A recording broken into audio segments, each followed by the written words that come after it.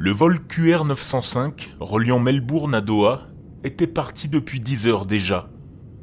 Dans la cabine, plongée dans une semi-obscurité, les passagers tentaient tant bien que mal de trouver une position confortable pour terminer leur nuit.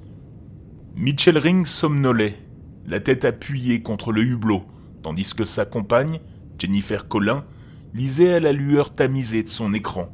Puis, c'est là qu'un mouvement dans l'allée attira son attention. À quelques rangées, devant elle, une hôtesse s'était agenouillée auprès d'une passagère. D'abord un murmure, puis une agitation croissante. Jennifer tourne la tête vers Mitchell, qui venait d'ouvrir les yeux, dérangé par cette agitation inhabituelle. Une femme, assise près du couloir, ne bougeait plus. Son teint, livide, et son immobilité eurent vite raison des soupçons de malaise. L'équipage s'affaira autour d'elle, pratiquant quelques gestes dans l'espoir vain d'obtenir une réponse, un retour.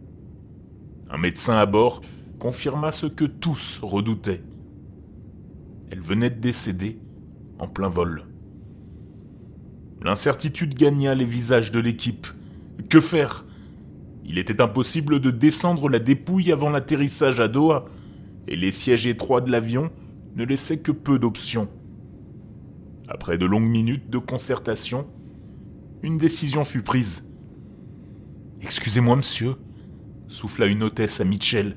« Nous aurions besoin de votre siège. » Interloqué, il échangea un regard avec Jennifer. « Pourquoi ?»« Nous devons installer la passagère ici. C'est la seule solution. » Mitchell sentit son estomac se tordre, mais se leva malgré tout. Sous ses yeux incrédules, 2 membres de l'équipage soulevèrent le corps, le recouvrant d'une couverture jusqu'au menton, avant de l'installer à sa place. Jennifer, elle, fut invitée à s'asseoir de l'autre côté de l'allée, à côté d'un passager compatissant qui lui fit signe de s'installer. Mais Mitchell, lui, resta là, coincé, à quelques centimètres seulement du corps sans vie. Les heures suivantes furent un cauchemar silencieux. L'homme tentait de fixer le dossier du siège devant lui, évitant tout regard vers le visage inanimé recouvert d'un voile de tissu.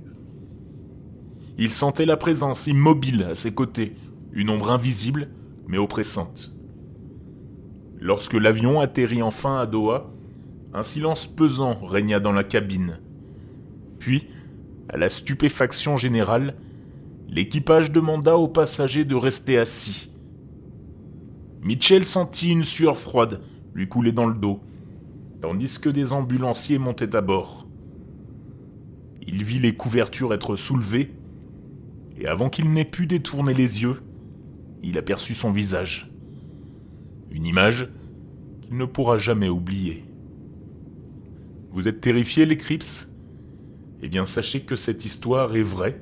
Je l'ai vu passer ce matin dans l'actu, sur Yahoo, qui avait lui-même relayé une information de BFM. Le titre « L'équipage de l'avion a agi de manière appropriée. Qatar Airways répond au couple qui a dû voyager à côté d'un cadavre. » En effet, un couple d'Australiens a été contraint de voyager plusieurs heures à côté du cadavre d'une femme qui a trouvé la mort au cours du vol. Comme je l'explique dans l'histoire, environ 10 heures après le décollage de l'appareil, une passagère est sortie des toilettes, s'est effondrée avant de mourir sous leurs yeux. C'est qu'après le décès que l'équipage a pris la décision de placer le corps de la défunte sur un siège vide à côté du couple. Cela pendant les 4 heures restantes du vol. Le couple affirme que l'équipage ne leur a pas proposé de changer de siège pour le reste du vol, leur demandant de rester assis jusqu'à ce que le personnel médical s'occupe du corps à l'atterrissage. Ils ont ajouté que Qatar Airlines ne leur avait offert aucune assistance après les faits. Histoire de fou, hein ? Qu'est-ce que vous auriez fait si ça vous était arrivé ? J'ai hâte de vous entendre en commentaire. Je vous souhaite une excellente soirée dans le noir.